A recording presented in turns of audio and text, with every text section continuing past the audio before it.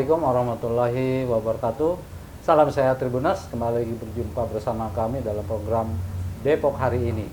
Depok Hari Ini kita wawancara khusus dengan anggota KPU Kota Depok yang juga Ketua Divisi Hukum dan Pengawasan KPU Kota Depok, Bang Ahmad Fikri Tano. Assalamualaikum Bang. Waalaikumsalam warahmatullahi wabarakatuh. Selamat dulu dong.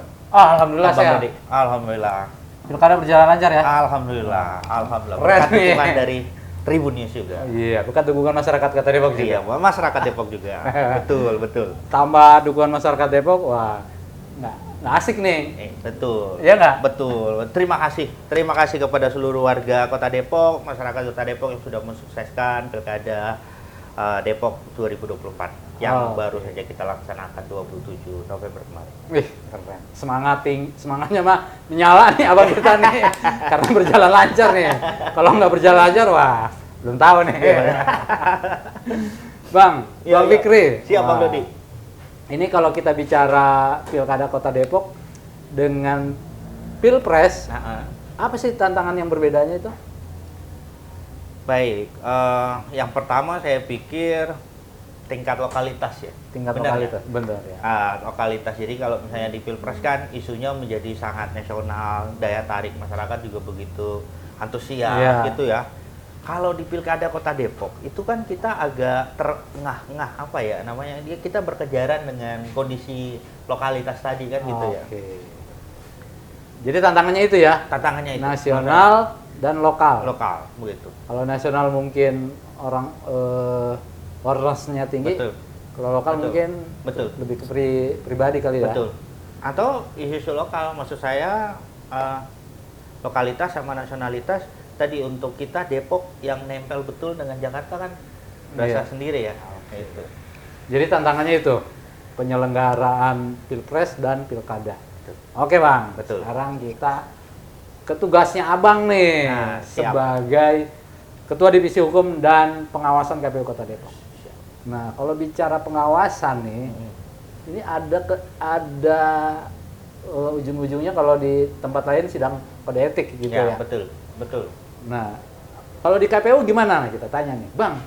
Kalau di tempat lain kan ada tuh penyelenggara yang terlibat langsung, baik secara dia nyoblos dan secara rencana mungkin. Kalau di Kota Depok?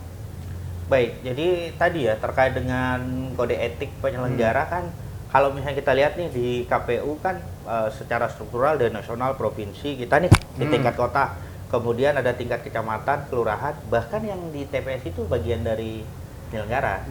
Jadi bagian dari ad hoc gitu ya, bagian dari ad hoc kita, sehingga apa yang disebutkan dengan kode etik bahkan berlaku sampai di tingkat KPPS ya, sampai di tingkat KPPS. Jadi misalnya kayak tadi kan kondisi-kondisi ini kita lihat kondisinya bahkan sampai di soal penyelenggara politik praktis itu memang dari awal sejak sejak perekrutan sangat kita batasi ya.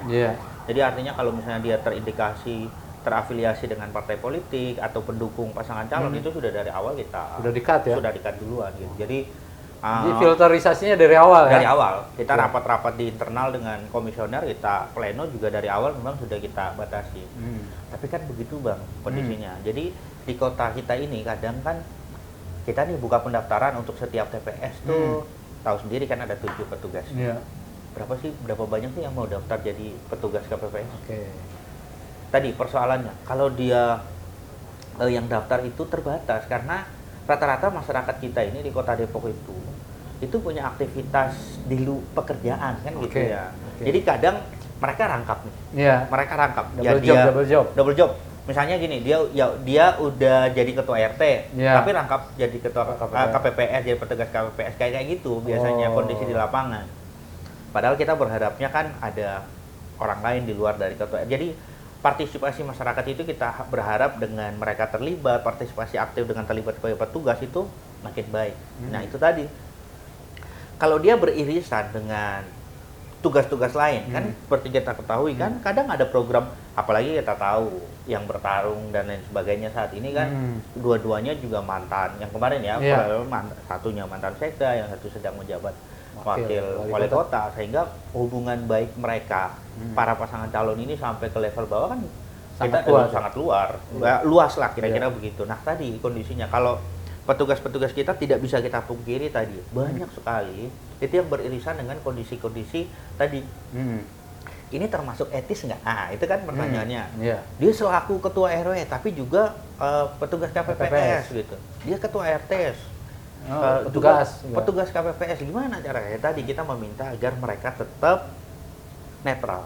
Mereka tetap bisa menjaga bekerja sesuai dengan tupoksi yang sudah ditugaskan. Karena memang sejak awal kita merasakan bahwa antusias masyarakat untuk mendaftar sebagai petugas KPPS itu sangat minim, Bang. Gitu ya? Sangat minim. Kok bisa sih? Ya tadi karena Bang Dodi jadi petugas nggak? Itu kan kami udah punya pekerjaan kan gitu. Sehingga kita kadang masyarakat di sebuah RT itu kadang mendelegasikan udah Pak RT aja udah nanti Pak RT aja ya sekaligus ini. Tapi kan tadi mereka nggak masyarakat dengan mudahnya melontarkan opini tersebut kan gitu ya. Nanti Pak RT aja ya yang jadi petugas KPPS gitu. Nah, udah nanti kita karena dianggap udah bagian dari tugas keseharian, tanggung jawab sosialnya udah sekalian. Padahal yang diharapkan tadi karena ada irisan-irisan di lapangan yang kadang itu tumpang tindih atau tadi masalahnya kami menjaga agar netralitas itu tetap bisa berjalan. Itu kan bisa terjaga. Begitu posisinya. Jadi boleh dianggap saya mau tanya dulu. Bagi yang beririsan tadi, indikator netralnya itu bagaimana, Bang? Ya tadi bertugas berdasarkan dengan dengan tupoksinya. Tidak mengarahkan atau tidak mengarahkan para pemilih untuk kemudian memilih dan lain sebagainya. Gitu. Tadi ya kan ada hal-hal yang mungkin di bawah di bawah itu menjadi banyak pertanyaan lah kira-kira begitu kayak tadi. Nih ketua RT, ketua RW ada program ini yang berlangsung baik lewat program pemerintah yang memang sudah rutin dilaksanakan dan lain sebagainya. Jadi bagaimana memilah isu-isu tersebut dengan tadi isu netralitas para petugas yang ada di bawah. Nah itu bagian dari pengawasan kami di lapangan. Jadi kami melihat nih, ini ada nggak penggiringan secara masif dan lain sebagainya. Kalau enggak, ada nggak, Bang? Nggak ada. Sejauh ini nggak ada. Nggak ada ya? Nggak ada. Kok bisa sih, Bang? Ya tadi ya, barangkali sejak awal kami sudah menyampaikan kepada batas-batas perekrutan tadi. Sejak awal batas-batas perekrutan itu sudah kami sampaikan bahwa yang ketika kami rekrut dan lain sebagainya, kami memang sudah menyampaikan bahwa kita berharap kami tahu bahwa keterbatasan perekrutan petugas KPPS di lapangan ini harap bisa disikapi dengan bijaksana. Kira-kira seperti itu. Bang, dari mungkin pengamatan atau pantauan Abang di divisi Abang, ada nggak keterlibatan masyarakat yang turut mengawasi kinerja petugas PPS gitu dan PPS? Sangat, Bang. Terkait soal tadi, adakah masyarakat yang melakukan pengawasan? Saya ingatin bahwa kondisi Depok itu kan mudah viral. Mudah viral. Jadi Pileg, Pilpres kemarin, pas waktu bahkan mengawasinya itu sampai di level perubahan terjadi di Sirekap kan gitu ya. Betul. Bahkan kasus di Cilodong kemarin kan viral lah itu kondisinya. Sebenarnya kondisinya juga sama di Pilkada kemarin. Yang ngawasin banyak. Yang megang handphone dan standby dengan dengan konten-konten yang itu juga banyak banget. Banyak. Hanya saja memang alhamdulillahnya adalah tidak ada kejadian yang tadi ya, yang kira-kira yang membuat dia jadi viral lah gitu di pilkada. Jadi memang menurut saya cukup kondusif posisinya. Artinya keterlibatan masyarakat ini membuat netralitas petugas PPS, KPPS itu mereka nggak akan sembrono, nggak sembarangan, karena banyak yang ngawasi gitu ya. Iya, karena makin banyak yang ngawasin tadi, orang juga sangat berhati-hati. Gitu. Jadi kalau kita lihat tadi saya bilang, coba tanyakan kepada warga masyarakat siapa yang nggak posisi standby kemarin kan, posisinya di saat pencoblosan, penghitungan suara dan lain sebagainya. Saksi-saksi juga kita lihat posisinya standby di hampir semua TPS. Tapi ya alhamdulillah adalah eh, kondisinya ini ya apa namanya berjalan dengan baik, Pak. Berjalan dengan baik. Artinya Tribuners, artinya pengawasan filterisasi yang dilakukan KPU Kota Depok dalam perekrutan petugas PPS, PPK, dan ditambah dengan pengawasan langsung dari masyarakat, betul, membuat netralitas petugas penyelenggara pemilu dari tingkat RT hingga tingkat kota terawasi gitu ya. Alhamdulillah, kira-kira seperti itu. Berarti ini apa kepedulian masyarakat Kota Depok sangat tinggi ya? Ya, bagi saya dengan kondisi yang ada demikian, ya tentu saja menunjukkan bahwa beginilah apa kondisi kepedulian masyarakat kita. Mungkin sudah disampaikan, Tribuners juga sudah tahu ya, 61,37% kan tingkat partisipasi. Nah, kalau kita lihat memang banyak memang pendapat dari para ahli, para pakar dan sebagainya kan, karena logikanya kan Depok dibandingin dengan beberapa kondisi seperti Kota Bekasi, kemudian juga Bogor gitu ya, Jakarta bahkan gitu ya, Jabodetabek lah kira-kira, Tangerang, walaupun dia beda provinsi ya, Tangerang Selatan juga sama, trennya sama, trennya sama. Jadi posisinya dengan apapun yang terjadi, partisipasi yang ada, kami melihat bahwa itu adalah memang kondisi maksimal untuk kemudian pengawasan dari masyarakat pun berjalan. Oke. Artinya pengawasan yang dilakukan masyarakat juga memengaruhi kepercayaan publik ya. Sangat. Artinya tingkat masyarakat datang atau tingkat kepercayaan masyarakat Kota Depok dalam menyalurkan hak pilih juga seiring dengan pengawasan yang dilakukan masyarakat Kota Depok ya. Itu ya. Ya, betul. Betul ya. Jadi semuanya sudah berjalan. Jadi kalau dibilang ada yang neko-neko, saya pikir nggak beralasan ya. Ya. Tadi waktu di sehari setelah pencoblosan pemungutan tidak ini, tapi kami berharap juga tadi ya, mudah-mudahan ada model-model model-model baru lah ya, sosialisasi di kedepannya. Barangkali kita juga butuh masukan kira-kira dari masyarakat, apalagi akan kita lakukan untuk kemudian tetap meningkatkan partisipasi dan menjaga kualitas demokrasi yang ada di Kota Depok. Tapi tadi hampir semua kita lihat ya, kondisi Tribun News, hampir semua media lah satu hari ya, itu nggak hanya di Depok, Bogor dan sebagainya itu kinerja KPU dipertanyakan, kinerja KPU dipertanyakan karena tingkat partisipasi itu memang yang sangat disorot.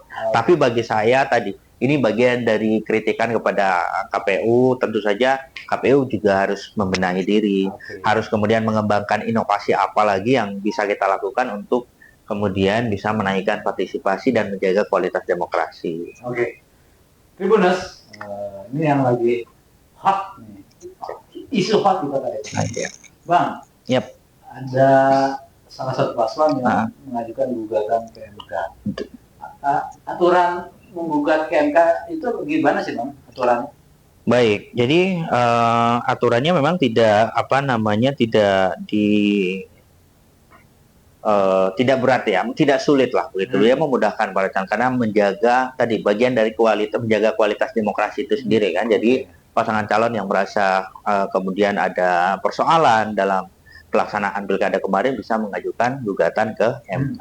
Nah, memang gugatan itu sejak pengumuman itu dikeluarkan, penetapan hasil itu dikeluarkan oleh KPU Kota Depok. Kan sudah kami mengeluarkan dan MK memberikan batasan sejak diumumkan hasilnya oleh KPU Kota Depok itu 3 hari. Ya. Nah, 3 hari itu jadi pemohon itu mencantumkan, kemudian memang dalam posisi yang kita lihat kemarin dari berkas yang didaftarkan memang belum terlihat potensi masalah yang ada yang digugat. Jadi kami hanya mengetahui bahwa ada kuasa hukum yang sudah mendaftarkan itu begitu dengan berkas-berkas yang yang menurut MK itu sudah memenuhi syarat. Nah, gitu. Tapi berarti ada tembusan ke KPU ya? Enggak, kami lihat itu direkap oleh provinsi. Oleh provinsi. Jadi semuanya, makanya kami baru akan melaksanakan rakor kan gitu ya. Jadi kami dikumpulin baik lewat provinsi maupun lewat RI nanti itu dalam jangka waktu 1-2 hari ke depan ini untuk melakukan tadi persiapan terkait dengan gugatan pilkada di masing-masing kabupaten kota dan provinsi. Eh, kalau kalau misalnya nih, Nah, eh, itu dia disetujui atau udah terdaftar ya? iya, terdaftar. Nah, tadi kan abang bilang sedang melakukan koordinasi. Nah, Betul. langkah-langkah strategisnya apa tuh bang? Kira-kira? Baik, jadi kami itu sebenarnya tadi, kami pertama harus mengetahui terkait dengan apa dalil pemohon. Kan Oke. gitu ya, dalil pemohon yang harus kita ketahui dulu. Nah, memang MK setelah pendaftaran itu kan memberikan waktu untuk pemohon melengkapi berkas-berkasnya, ya kan? Oke. Melengkapi apa namanya berkas-berkasnya, dan itu belum sama sekali belum apa namanya belum terlihat dalam berkas awal. Nah, tapi tadi kami sebagai KPU pihak termohon misalnya nanti kan disebutkan sebagai pihak termohon nanti, ya tadi kami perlu mengetahui apa dalil pemohon. Lalu yang kedua tentu saja kami akan berkoordinasi terkait dengan bagaimana menyiapkan jawaban, menyiapkan bukti-bukti atau saksi-saksi yang nanti untuk menjawab dalil pemohon tersebut. Nah, kira-kira seperti itu. Kalau KPU diwakilkan dengan kuasa hukum juga? Iya, biasanya kami diwakilkan oleh kuasa hukum.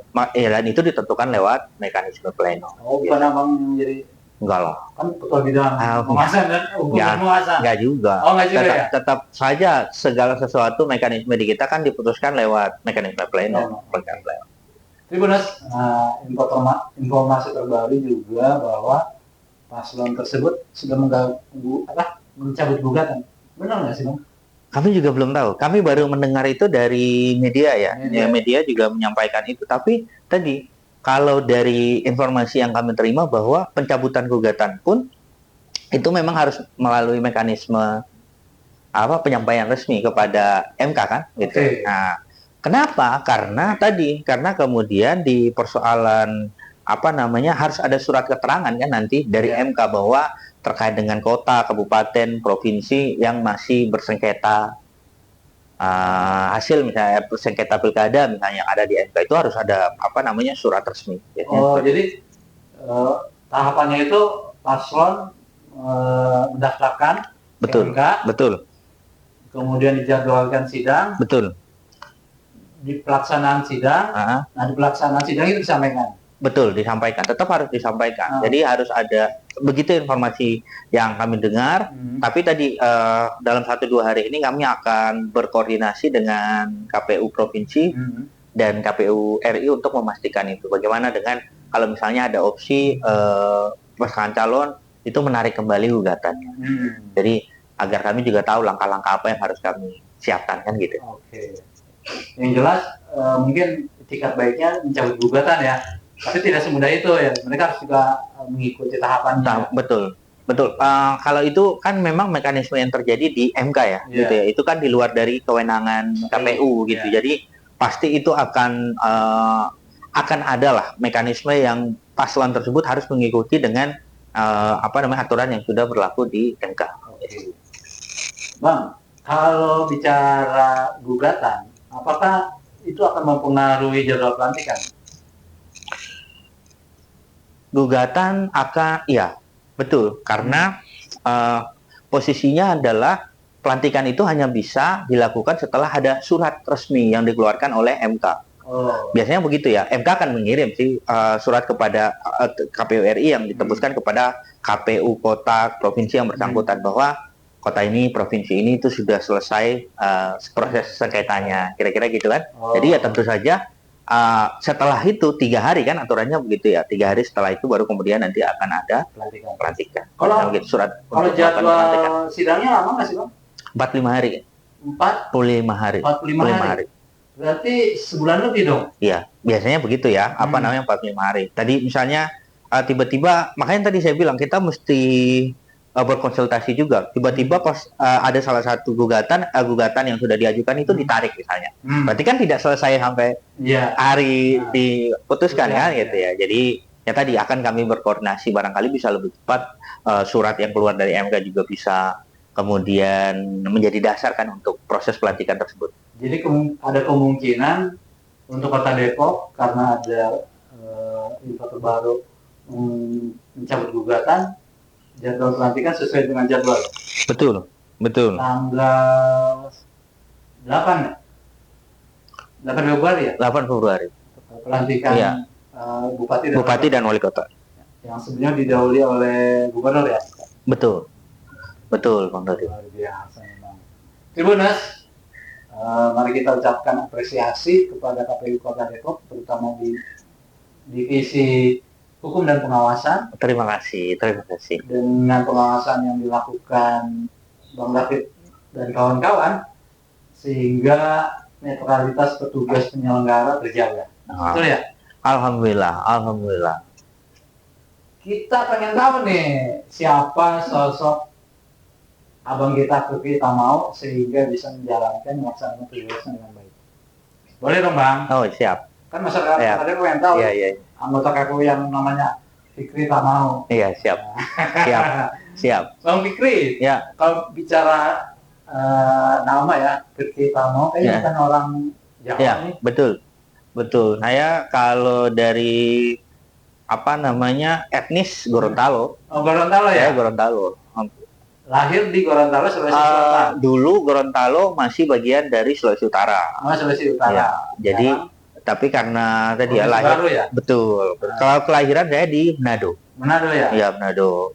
Begitu. Saya 17 tahun di Papua, Mak. Oh. Jadi menghabiskan pendidikan saya di daerah Papua. Jadi ini kebiasaan merantau lah, ngikut orang tua ya, karena orang tua juga bekerja ditugaskan di beberapa tempat gitu ya. Jadi ya begitulah, akhirnya juga karena Depok ini adalah kota pelajar, kita melanjutkan pendidikan. Jangan langsung ke Depok dulu. Oh iya. Nah, di Gorontalo itu kalau saya etnisnya Gorontalo. Iya. Etnisnya Gorontalo. Tahun berapa dan bulan tanggal berapa? Baik, saya itu kebetulan alhamdulillah ya, lahir 3 Juli 1984. Wah, 3 Juli. 3 Juli. Bintangnya Cancer dong. Kalau Cancer itu perfeksionis. Oh gitu. Oh nggak tahu saya. Kalau menurut zodiak. Pengennya Bang Dodi ini ya. Pemerhati zodiak. Zodiak iya dong, kan masih muda. Oh iya. Abang anak berapa dari saya dua bersaudara? Anak pertama dari 2 bersaudara. Dari dua bersaudara. Kalau orang tua? Kalau masih hidup, masih ada dua-duanya. Itu asli Gorontalo?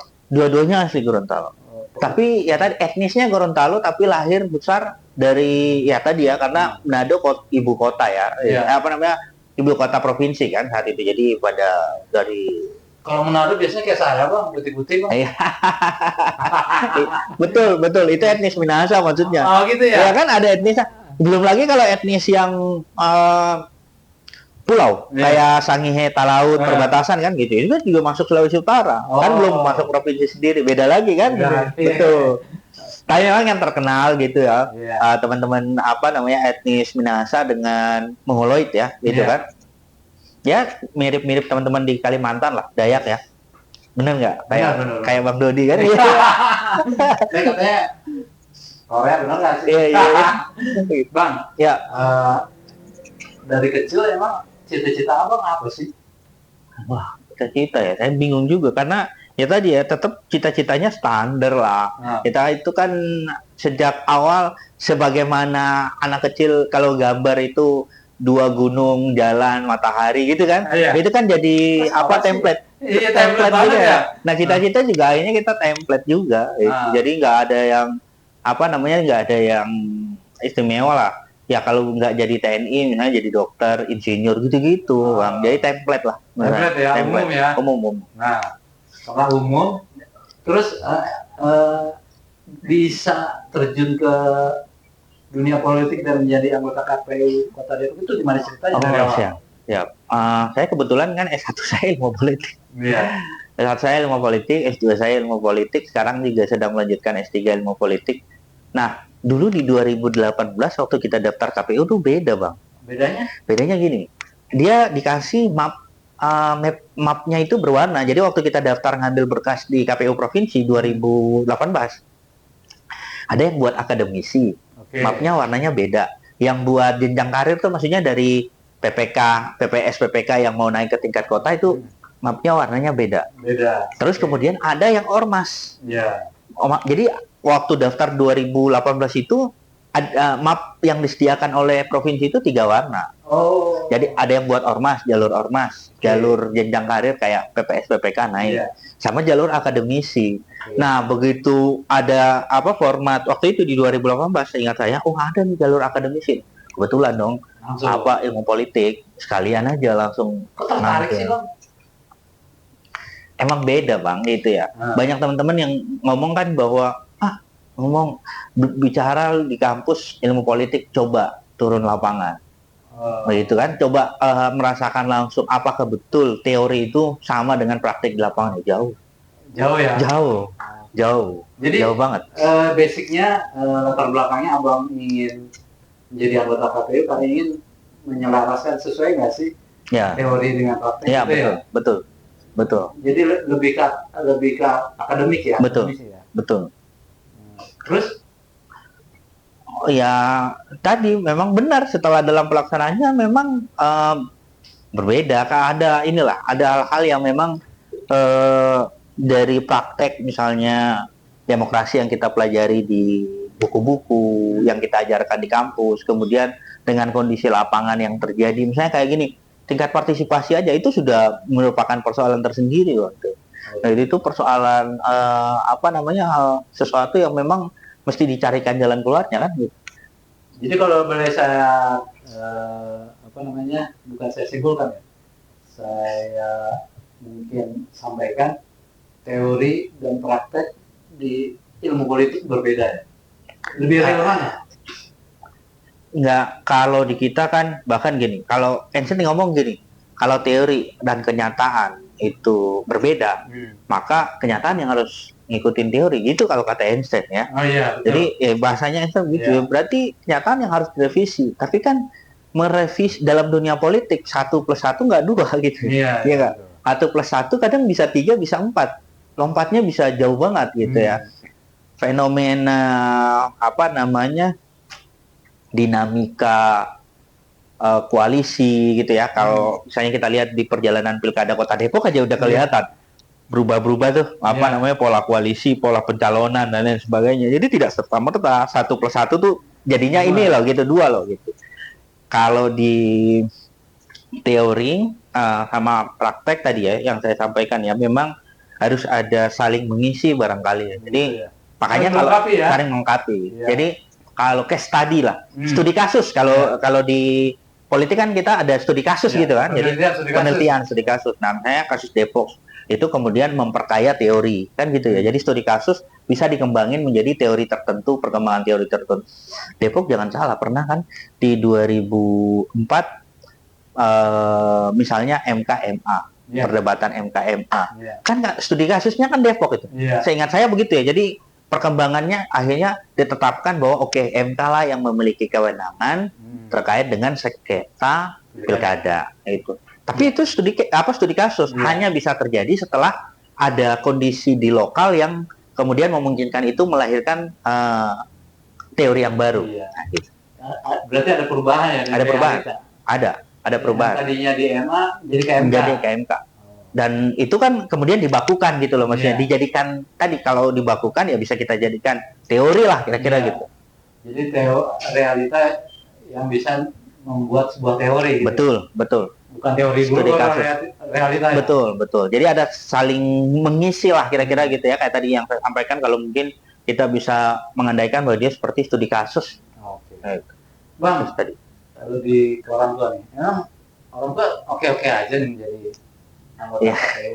Ya, kalau kita sih ya oke-oke aja ya, karena tadi saya diizinkan ngambil studi ilmu politik, ya tentu orang tua sudah punya bayangan kira-kira ini berarti kerjaannya kira-kira yang masih berbau bersentuhan dengan dunia sosial politik lah gitu. Atau Bang pikirnya sama orang udah jadi anggota dewan aja lah, jangan anggota KPU. Nggak juga. Jadi tadi karena kita latar belakangnya akademisi, banyak nggak akademisi yang lompat? Banyak juga sih. Banyak ya. Akademisi yang jadi. Tapi jangan salah. Almarhum Nurholis Majid ketika setelah selesai kan balik lagi kampus kan, rektor kan gitu ya. Sampai ada teman-teman yang ngomong begini, wah, jadi ilmu politik itu kalau misalnya dia terpental jauh dari politik, balik lagi ke inti politik itu agak jauh. Ya, kira-kira gitu. mengamati Iya, iya, iya. teman-teman tadinya akademisi, terjun ke dunia politik, lelah, balik lagi. jadi Betul, betul. Betul ya? Ada fenomena seperti itu, tapi ada beberapa juga yang tetap berusaha untuk tetap di dunia politik. Oke.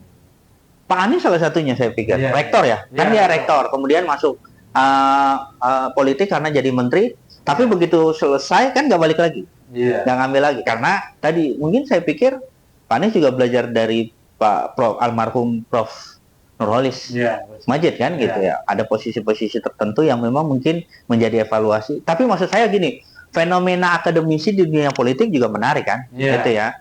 Karena ada beberapa hal yang yang cukup menarik. Tapi fenomena aktivis juga di dunia politik juga menarik. Bang Akbar Tanjung dengan aktivis mah udah ramai. Oh iya, betul. Karena kan karirnya mau begitu. Iya, betul. Aktivis kan. Oh iya, betul. Jarang aktivis jadi akademisi. Betul. Ada. Jarang kan? Iya, jarang. Tapi kebanyakan mereka jadi politisi. Betul. Tribuners, tadi sudah disampaikan harapan ketika mungkin jadi akademisi nanti kalau setelah ini ya.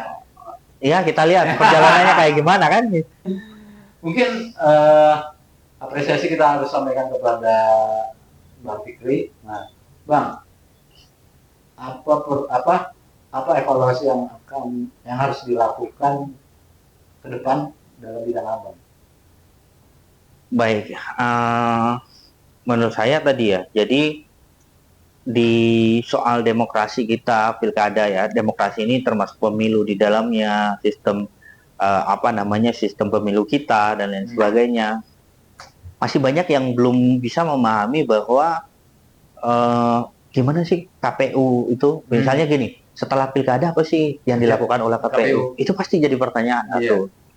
Yang kedua, ada hal-hal yang nggak penting, ya gini, terkait dengan partisipasi. Siapa yang bilang bahwa partisipasi itu tugasnya KPU? Ya, kita itu secara beban dari undang-undang itu tidak mengatur bahwa bebannya itu full di kita. Tapi tadi karena kita penyelenggara kan gitu ya, bertanggung jawab gitu ya. Kira-kira gini, kita nih jadi wasit di pertandingan, kan bukan tugas kita untuk memastikan bahwa penonton itu datang. Iya nggak? Betul. Wasit itu fokusnya di soal bahwa ada dua tim nih bertanding. Kita memastikan bahwa yang bertanding ini itu jujur, adil, sesuai dengan aturan main gitu ya. Kompetisi ini berlangsung. Lalu kemudian kita ditugaskan, dibebankan untuk kemudian memaksimalisasi penonton yang datang di tribun. Wah, berat gitu loh maksudnya. Berat. Harusnya tadi, siapa yang bertanggung jawab terhadap penonton? Klub tadi, klub yang bertanding. Klub yang bertanding, kemudian dalam undang-undang misalnya gini, Bang. Perolehan suara partai itu kan dapat anggaran dari APBN, APBD. Kesbangpol kita Depok, tiap partai itu kan dapat bantuan berdasarkan dengan jumlah suara yang mereka peroleh kan. Jadi kali sekian gitu ya. Saya kurang tahu angka pasti yang sekarang gitu ya. Dari level kota, provinsi sampai di nasional. Itu tadi. Tadi kan Bang, jadi perlu ada pemahaman tadi kita bersama, tapi itu sudah menjadi isu viral lah gitu kan. Bagaimana cara membahas, bagaimana mungkin kita bisa menjelaskan terkait isu viral? Susah. Kalau dia sudah begitu ya akhirnya sebagai penyelenggara kita harus sama-sama bijaksana. Ya udah terima, kemudian kita carikan jalan keluar. Tapi tadi kalau mau dikembalikan ke posisinya, kami sebagai misalnya tadi analoginya saya membayangkan seperti wasit tadi. Wasit nih kita memastikan bahwa orang bertanding jujur adil. Masa kita juga harus dipusingkan soal penonton yang datang nonton di tribun gitu. Kita kan bukan super power ya. Kayak gitu. Karena itu tugas ini yang bertanding dong. Maksudnya yang kompetisi yang sedang berkompetisi bertugas untuk mendatangkan supporter dan sebagainya kan biar aktif partisipasi makin tinggi. Ya, terus yang berikut Bang, ada lagi. Apa tuh?